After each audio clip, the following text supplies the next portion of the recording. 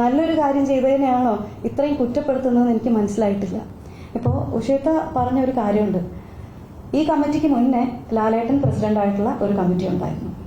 ആ കമ്മിറ്റി പിന്നീട് പ്രത്യേക സാഹചര്യത്തിൽ അഡോ കമ്മിറ്റിയായി മാറ്റേണ്ട ഒരു അവസ്ഥ വന്നിട്ടുണ്ടായിരുന്നു. അപ്പോൾ ആ അവസ്ഥ വന്നത് എല്ലാവർക്കും അറിയാവുന്ന കാര്യമാണ്. ഞങ്ങളുടെ ആ കമ്മിറ്റി മുന്നോട്ട് പോകുന്ന സമയത്ത്, ലാലേട്ടൻ പ്രസിഡന്റ് ആയിട്ടുള്ള കമ്മിറ്റി മുന്നോട്ട് പോകുന്ന സമയത്താണ് ഹേമ കമ്മിറ്റി റിപ്പോർട്ട് വരികയും അതിനെ തുടർന്ന് വളരെ പ്രശ്നങ്ങൾ രൂക്ഷമാവുകയും ചെയ്തു. അതിനിടയിൽ തന്നെ ജനറൽ സെക്രട്ടറിക്കെതിരെ വലിയ ഗുരുതരമായിട്ടുള്ള ആരോപണം വരികയും അദ്ദേഹം രാജിവെച്ച് പോവുകയും ചെയ്തു. അങ്ങനെ പ്രശ്നങ്ങൾ ഗുരുതരമായതോടെയാണ് പ്രസിഡന്റ് ആയിട്ടുള്ള ലാലേട്ടൻ ആ കമ്മിറ്റി പിരിച്ചുവിടുകയും ചെയ്തത്. അങ്ങനെ ആ കമ്മിറ്റി പിരിച്ചുവിട്ട സമയത്ത് ഇനി മുന്നോട്ട് എങ്ങനെ എന്നുള്ളൊരു ചോദ്യം വലുതായിരുന്നു. ആ ഒരു ചോദ്യത്തിന്റെ പുറത്താണ് ആ കമ്മിറ്റി തന്നെ വീണ്ടും അഡോ കമ്മിറ്റി ആയത്. അതിന് മറ്റൊരു കാരണം കൂടെ ഉണ്ടായിരുന്നു കേട്ടോ. ആ കമ്മിറ്റി അന്ന് രാജിവെക്കുന്ന സമയത്ത് ജനറൽ ബോഡി നടക്കാൻ ഒരുപാട് മാസങ്ങൾ ബാക്കിയുണ്ടായിരുന്നു. അപ്പൊ അത്രയും മാസങ്ങൾ അമ്മയിൽ നടന്നുകൊണ്ടിരിക്കുന്ന പ്രവർത്തനങ്ങൾ മുന്നോട്ട് നീങ്ങണം.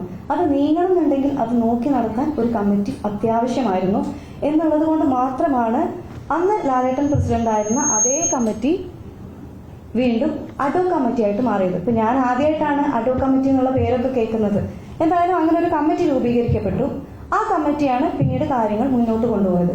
അതുപോലെ തന്നെ മറ്റൊരു ചോദ്യമായിരുന്നു സഞ്ജീവിനി എങ്ങനെ അഡോ കമ്മിറ്റിക്ക് മുന്നോട്ട് കൊണ്ടുപോകാൻ പറ്റുന്നുള്ളത്.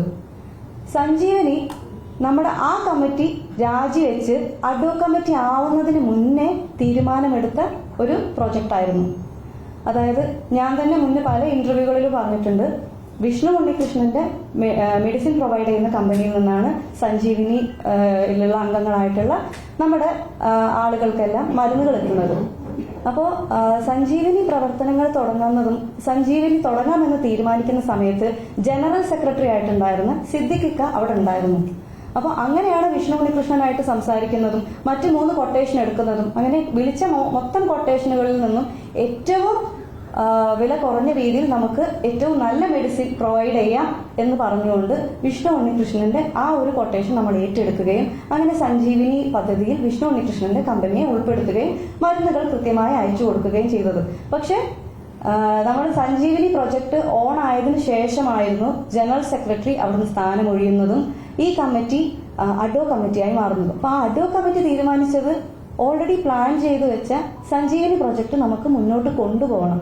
കാരണം 5000 രൂപ കൊണ്ട് മരുന്ന് ഉൾപ്പെടെ ജീവിത ചെലവ് മൊത്തം താങ്ങി നിർത്തുന്ന ഒരുപാട് മെമ്പേഴ്സ് ഉണ്ട് അമ്മയിൽ.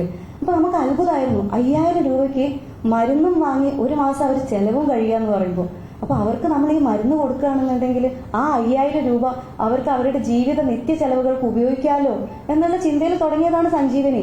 അപ്പൊ അഡോ കമ്മിറ്റി അത് ഏറ്റെടുത്ത് സഞ്ജീവനി പ്രൊജക്ട് തുടങ്ങി എല്ലാവർക്കും കഴിഞ്ഞ ജനുവരി 26-നായിരുന്നു സഞ്ജീവനി ലോഞ്ച് ചെയ്തത്. സഞ്ജീവനി ലോഞ്ച് ചെയ്ത സമയത്ത് അന്ന് അവിടെ മമ്മൂക്ക ഉണ്ടായിരുന്നു, ലാലേട്ടൻ ഉണ്ടായിരുന്നു, ശ്രീനിവാസൻ സാർ ഉണ്ടായിരുന്നു, സുരേഷ് ഗോപി സാർ ഉണ്ടായിരുന്നു, അമ്മയിലെ മറ്റു പല അംഗങ്ങളും ഉണ്ടായിരുന്നു. അപ്പൊ നമ്മുടെ സ്ഫടികം ജോർജ് സാറിന്, നമ്മുടെ ബീന കുമ്പളിങ്ങി ചേച്ചി, അങ്ങനെ കുറെ പേർക്ക് മരുന്നുകൾ കൊടുത്തിട്ടായിരുന്നു നമ്മളതിന് തുടക്കം കുറിച്ചത്. അത് നല്ല കാര്യമാണ് ചെയ്തത്. അത് അഡോ കമ്മിറ്റി ആവുന്നതിന് മുന്നേ ആ കമ്മിറ്റി എടുത്ത തീരുമാനമായിരുന്നു അത്. അതാണ് നടപ്പിലാക്കിയത്. അതിനെങ്ങനെയാണ് ചോദ്യം ചെയ്യണമെന്ന് എനിക്ക് മനസ്സിലാവുന്നില്ല. നല്ലൊരു കാര്യം ചെയ്തതിനെയാണോ ഇത്രയും കുറ്റപ്പെടുത്തുന്നതെന്ന് എനിക്ക് മനസ്സിലായിട്ടില്ല.